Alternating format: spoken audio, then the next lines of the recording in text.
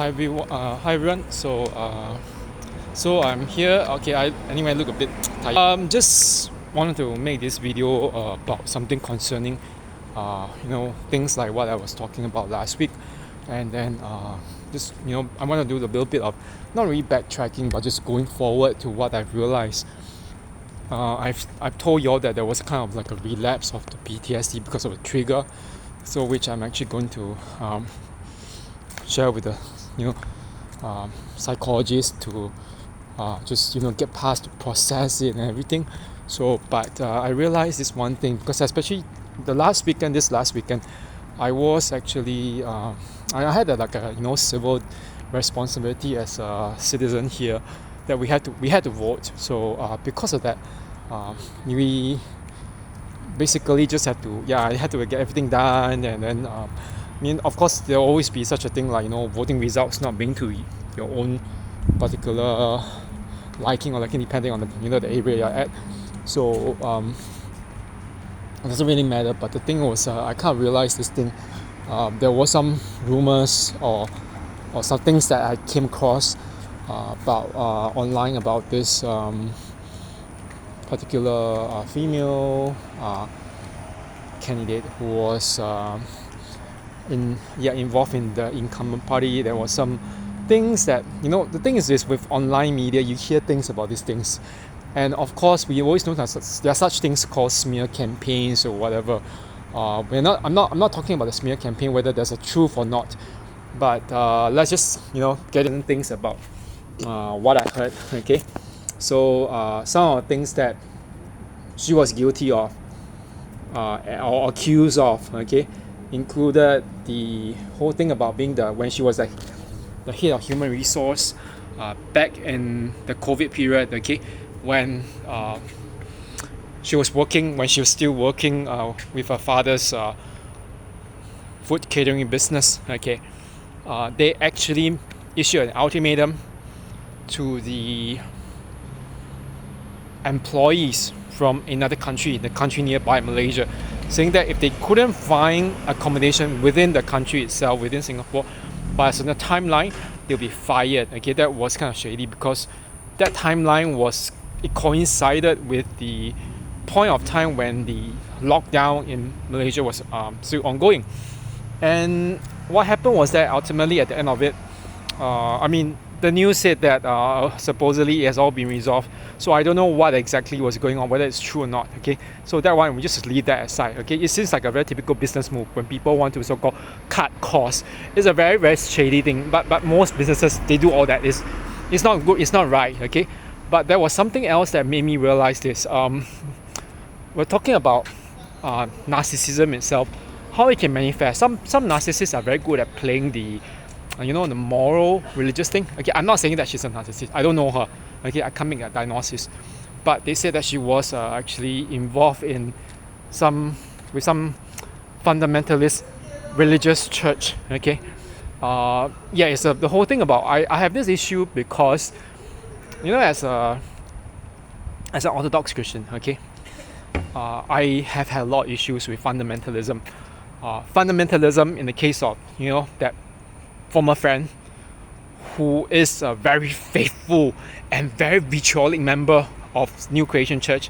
She will cast me out, okay, and curse me in the name of Jesus, okay, and she can deny it, but she is always doing that, claiming that God is punishing me with sickness for not being evangelical anymore. Okay, you know what? Hold my tea. Talk to my guardian angel first, my patron saint. And after that, talk to the Mother of God, the Virgin Mary. You go past them. You can't get past them, your curses. Okay? These people are so evil. And I was like, part of me was thinking whether it's true or not, all these claims or whatever, they are. One thing is this. Politics and religion should never mix. Okay? They have no right mixing. Okay? In a secular state, religious people, ultra religious fundamentalists, have no right interfering, okay, trying to do things like persecuting us, like who are not fundamentalists. They might even they will definitely go after those who are not of the same religion. And even if you you believe in the same religion, you're a Christian, they might go after you because you're not fundamentalist, because you come from another denomination, okay? Because you disagree with them. They will do that. They're capable of that. And they don't take boundaries. I remember that so-called former friend, okay? Guess what she did? She was like cussing me in the name of the Lord, okay? I don't say nothing. I say nothing, okay? This is not the way to do it. I don't rebuke you back. I won't sink to your level. So the whole thing is this. None of us should be playing that kind of game with these people. Okay? That's what I found out. And I found out, oh wow, isn't it like a lucky thing for us? Or I mean, I can't say that I'm perfectly happy with the outcome of what is happening. But I'm not involved in politics, so it doesn't matter to that extent. And my mom always says, I agree with what my mom said.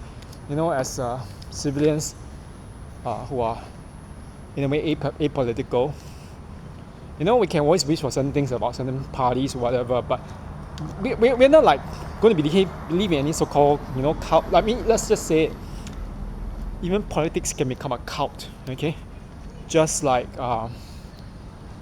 some religions or some churches or some organizations. And we don't want to actually end up in that kind of state where we believe in something, and then we end up so rabid, RABID, rabid, okay? So, we have that in the States already. Like, we have this called, the mega cult. The mega cult is a cult, okay? I mean, yeah, it has all this whole political ideology, and some people don't realize the whole gravity of that so-called ideology. It's very, very painful for those people who used to be, even for people who used to believe in it and realize, oh, it's doing us no good actually, even then. But that's the whole thing about we talk about these kind of things. So what I'm trying to figure out now, especially in the light when I went through last Saturday, not just this recent one, but the last Saturday after that PTSD trigger, the whole thing is this. It is time for us, as those who are recovering, okay, as victims and survivors of narcissistic abuse or PTSD trauma. It doesn't matter how long it is. It can be weeks after the end of that relationship or situationship or whatever situation you got into, or it can be months. It can be even years. Like in my case, it was like back in 2015, 2016, all the way into 2017 and 18 when I was still being like harassed. I still get harassed even in 2021 by flying monkeys. So, and I found out recently that some of these people are connected, even last year. I don't care. Okay, it's time for us to actually say no. And I say no. No means boundaries. Boundaries are very clear, saying that we don't want this. We don't want any part of this, because we know better. Okay, we know better. We deserve better.